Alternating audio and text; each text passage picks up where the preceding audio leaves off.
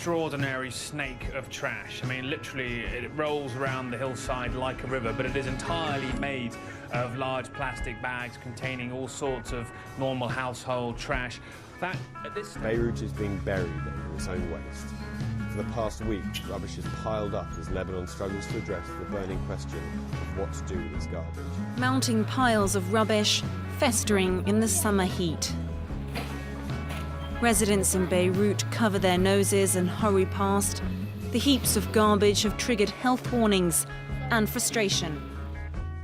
Tensions between different ethnic and religious groups add more nuance to Lebanon's political climate and make the garbage crisis more complicated. This is not just a conflict between parliament and the people wanting the garbage managed. This is a complex conflict that includes variables of marginality and historical tensions. According to environmentalists Agamemnon and Bullard in Just Sustainability's Development in an Unequal World, environmental justice is the fair treatment and meaningful involvement of all people, regardless of race, color, national origin, or income, with respect to the development, implementation, and enforcement of environmental laws, regulations, and policies. According to environmentalist Adiola, environmental injustice is undue imposition of environmental burdens on communities that are not immediate parties to generating the burdens. In the case of Lebanon's garbage crisis, procedural and distributive justice are a part of the problem. Citizens do not feel as though they have fair and equitable voice in government's decisions, nor do they feel listened to. The garbage crisis is not dispersed evenly. Communities with poor and religious minorities feel most of the burden of the garbage crisis. After the government did not listen to those communities, the garbage began to pile and pile and pile. As seen on this map, Lebanon is located in a politically unstable area.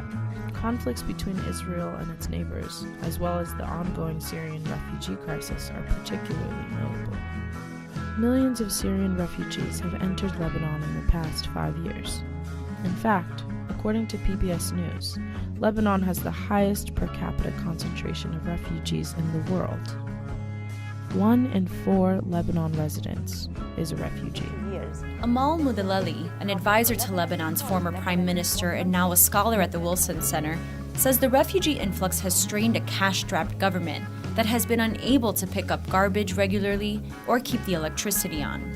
They came to an area that already has an infrastructure that cannot handle even its own population. This is a big, big problem.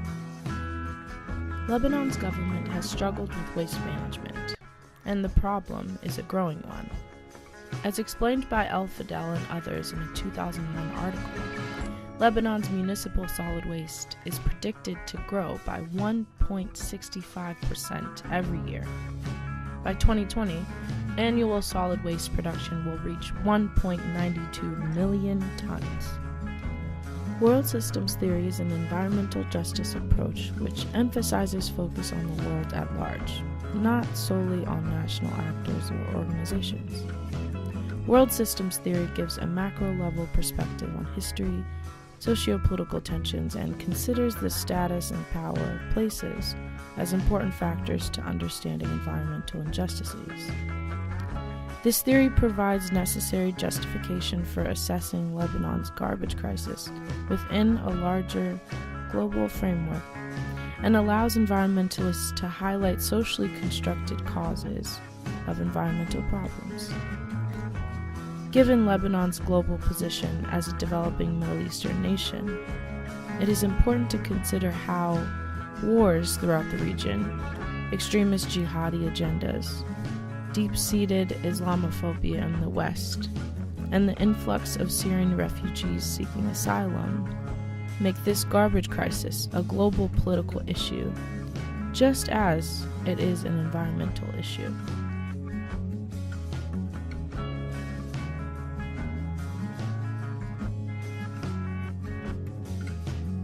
When environmental injustices occur, there are often responses by those who are affected. One such response took hold in Lebanon in 2015. This response, called You Stink Movement, is committed to getting the government to respond appropriately to the waste management crisis in the nation.